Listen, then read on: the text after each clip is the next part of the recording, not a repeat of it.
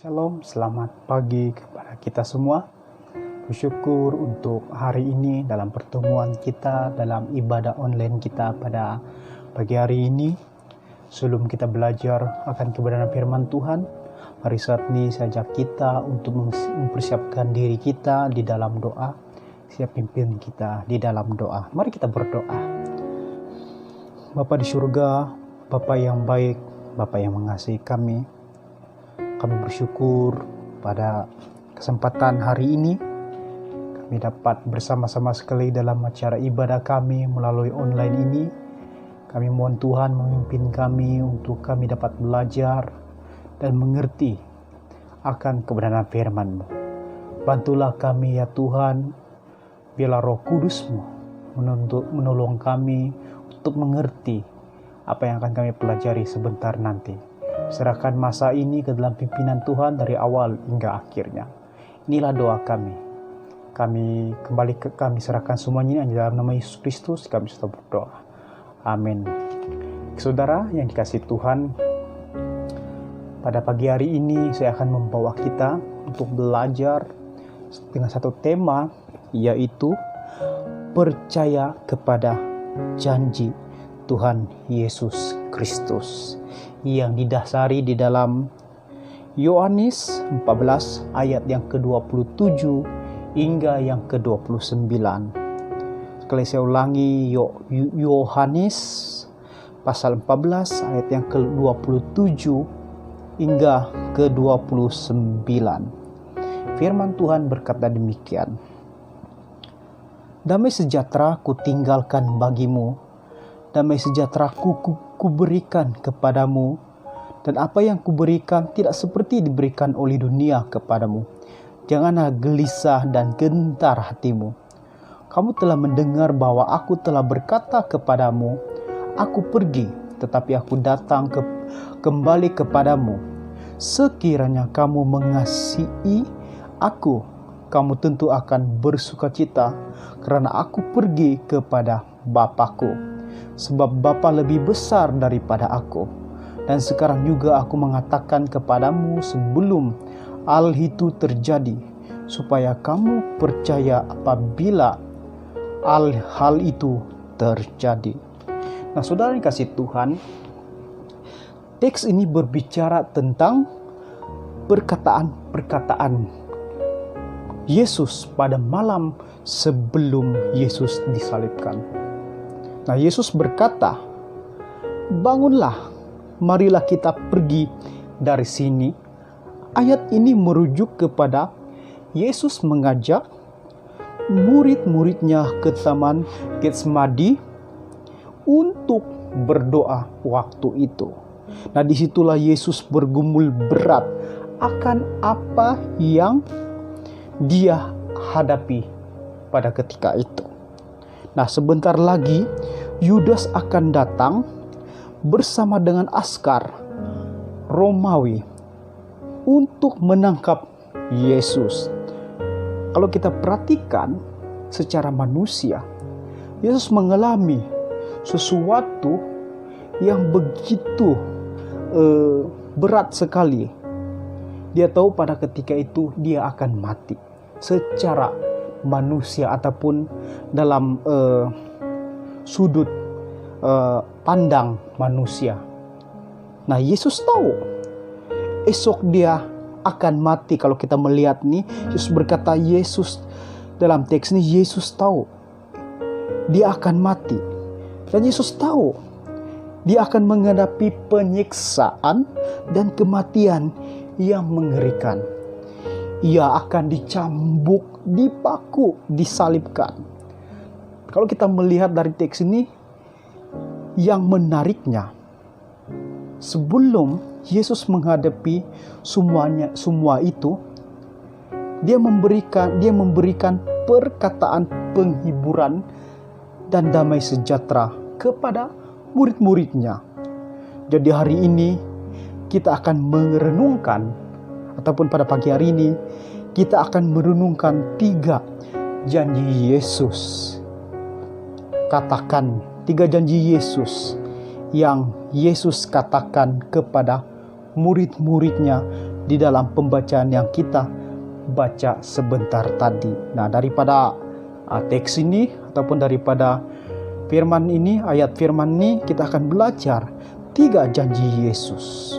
Hal yang pertama ataupun yang pertama yang kita pelajari daripada peristiwa ini, mari kita perhatikan di dalam ayat yang ke-27. Damai sejahtera ku tinggalkan bagimu, damai sejahtera ku berikan kepadamu. Dan apa yang ku berikan tidak seperti diberikan oleh dunia kepadamu. Janganlah gelisah dan gentar hatimu. Nah, yang pertama yang kita pelajari janji Yesus adalah Yesus menjanjikan damai sejahtera. Dalam teks ini Yesus memberikan janji damai sejahtera. Nah, saudara, ada satu kisah. Ini sebuah pertandingan ataupun satu pertandingan lukisan dengan tema yang menggambarkan tentang ataupun dengan satu tema yang menggambarkan tentang tema damai sejahtera. Maka masuklah dengan banyak lukisan ataupun banyak skill lukisan mengenai gambaran tentang damai sejahtera. Ada lukisan sangat bagus yang menggambarkan matahari terbenam dengan indah, dan ada juga gunung yang indah, dan ada juga danau yang tenang.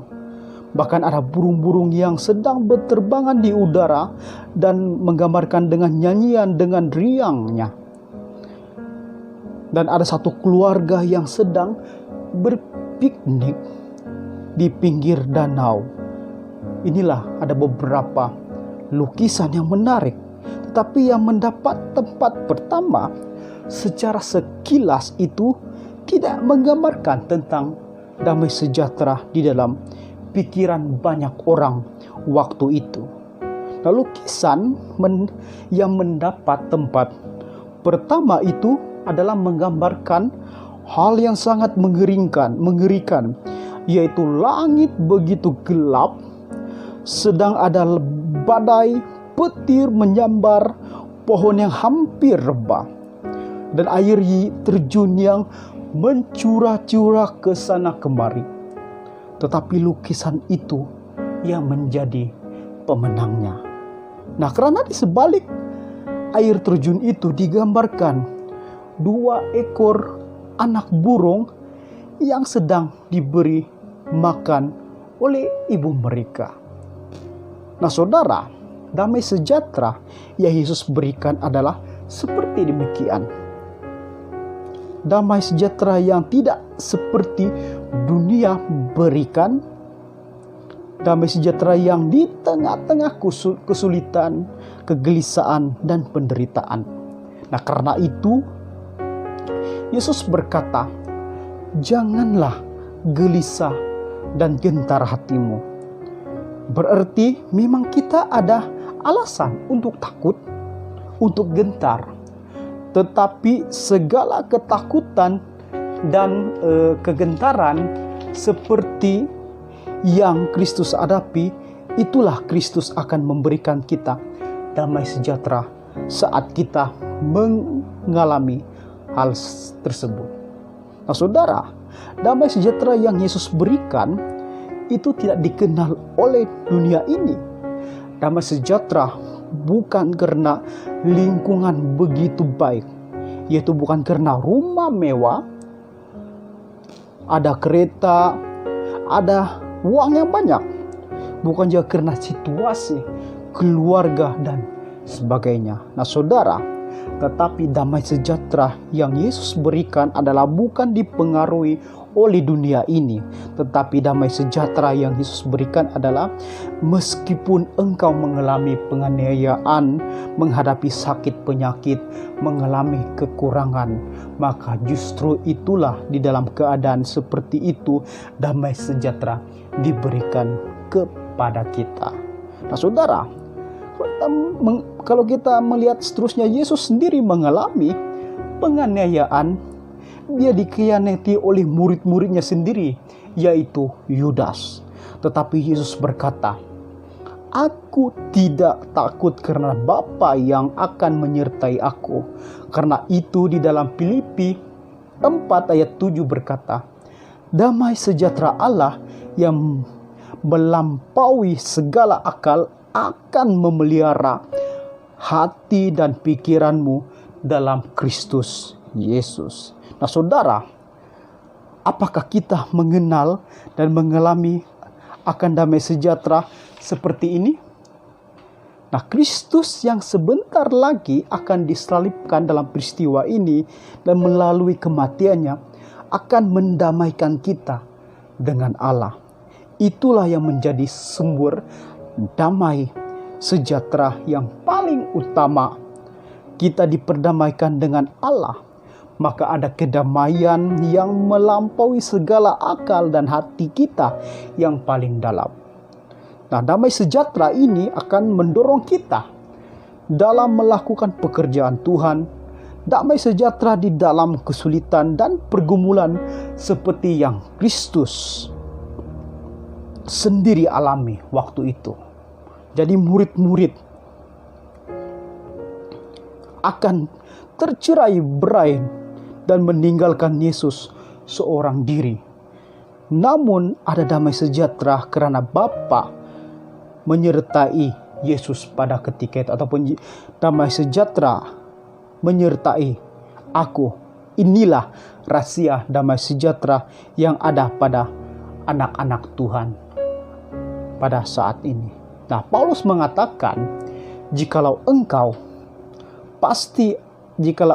mau taat, maka engkau pasti akan mengalami aniaya. Tetapi justru disitulah Tuhan berjanji, damai sejahtera aku berikan kepadamu. Jadi untuk saudara, inilah janji pertama yang Yesus berikan kepada kita. Yang kedua, apakah janji Tuhan yang diberikan melalui pembelajaran kita dari teks ini? Kita perhatikan yang kedua, kita perhatikan ayat yang ke-28. Kamu telah mendengar bahwa aku telah berkata kepadamu, aku pergi, tetapi aku datang kembali kepadamu. Sekiranya kamu mengasihi aku, kamu tentu akan bersuka cita karena aku pergi kepadamu, sebab Bapa lebih besar daripadaku. Nah saudara, yang kedua janji Tuhan yang kita pelajari daripada teks ini adalah Tuhan Yesus menjanjikan sukacita. Nah, Yesus menjanjikan sukacita kepada murid-muridnya jika mereka mengerti apa yang akan terjadi. Karena itu Yesus mengatakan, engkau tentu akan bersukacita ketika aku kembali kepada Bapa dan menerima kembali kemuliaan yang memang adalah milikku. Nah, saudara, janji sukacita ini diberikan karena Kristus telah menyelesaikan karya keselamatan daripada Allah dan telah memungkinkan kita mengambil bagian di dalam persekutuan dengan Bapa, yaitu menikmati kasih, sukacita, dan kemuliaan. Nah, kalau engkau mengerti semua hal yang aku lakukan, adakah karena kasihku yang paling puncak kepada Bapa, maka engkau akan bersukacita karena engkau akan mengambil bagian dalam persekutuan dengan Bapa yang tidak akan berpisah lagi untuk selama-lamanya. Ini yang Yesus katakan. Jadi kalau engkau mengerti itu dan engkau berbagian di dalam kasihku, kata Yesus, maka engkau akan bersukacita di dalam sukacita Allah Tritunggal, bukan dalam sukacita dunia. Nah, jadi saudara, kita dapat bersukacita karena Allah telah menebus kita dari dosa dan mengangkat kita menjadi anak-anaknya. Sekarang kita memperoleh pengharapan keselamatan Oleh itu saudara, seharusnya Kristus di dunia dan masalah pribadi yang kita alami saat ini itu seharusnya tidak mencuri sukacita kita, sehingga kita tidak lagi bersemangat menjalani kehidupan kita sehari-hari pada hari-hari dalam kehidupan kita, saudara. Jadi untuk itu, inilah yang kedua janji yang Tuhan berikan kepada kita. Nah, yang ketiga, mari kita perhatikan di dalam ayat yang ke-29, apakah janji Tuhan kepada kita daripada pembelajaran kita dalam teks ini. Kita perhatikan ayat yang ke-29. Dan sekarang juga aku mengatakan kepadamu sebelum hal itu terjadi, supaya kamu percaya apabila hal itu terjadi. Yang ketiga, saudara, pada janji Tuhan yaitu janji akan iman. Nah, saudara, Tuhan Yesus mengatakan hal ini supaya iman kita hari ini juga akan dikuatkan. Nah, pertanyaannya adalah percaya kepada apa? Yaitu percaya meskipun Yesus ditangkap, dianiaya, dijatuhi hukuman mati, diolok-olok, dipermalukan, disalibkan, dan meskipun penguasa dunia ini datang, semua itu tidak berkuasa sedikit pun atas diri Yesus. Jadi Yesus mengatakan kalimat ini sebelum dia betul-betul ditangkap dan disalibkan untuk menunjukkan siapa yang berkuasa. Jadi Tuhan Yesus mengatakan, tidak ada seorang pun yang dapat merebut nyawaku daripadaku kalau aku tidak memberikannya. Saudara, Tuhan Yesus mengatakan sebentar lagi aku akan ditangkap dan mati. Tetapi bukan penguasa dunia ini yang membunuh aku. Bahkan mereka sendiri sebenarnya di dalam kedaulatan Tuhan dipakai oleh Tuhan untuk menggenapi rencana keselamatan Tuhan bagi manusia yang berdosa. Nah, aku akan menyerah akan nyawaku, menyatakan kasihku kepada Bapakku dengan ketaatan yang paling puncak. Yesus ingin menyatakan bahwa Bapa berkuasa atas seluruh peristiwa ini. Nah, saudara, tidak seorang pun mengambil nyawaku daripada, kata Yesus, tidak seorang pun mengambil nyawaku daripadaku, kata Yesus. Jadi saudara, Yesus menyatakan kalimat-kalimat ini sebelum semua itu terjadi supaya murid-muridnya dan kita juga boleh percaya kepada Kristus. Hari ini kita boleh beriman bersungguh-sungguh dan selama-lamanya kita bersungguh-sungguh tanpa ragu dalam Kristus, karena Dia berkuasa atas titik sejarah yang paling gelap ini. Maka dengan itu biarlah kita terus beriman kepada Dia dengan janji Tuhan. Dan Yesus katakan seterusnya sebelum Dia dipaku di atas kayu salib, damai sejahtera ku berikan kepadamu, bersukacitalah kalau engkau mengerti apa yang terjadi sebentar lagi, dan percayalah kepadaku sebelum semuanya itu terjadi, aku akan mengatakan kepadamu bahwa itu akan terjadi karena aku berkuasa.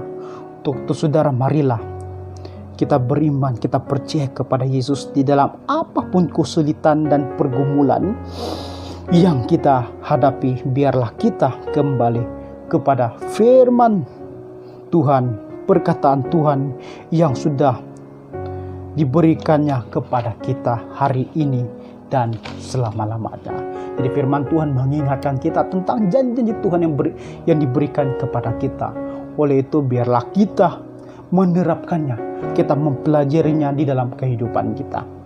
Firman Tuhan sampai di sini, mari kita berdoa.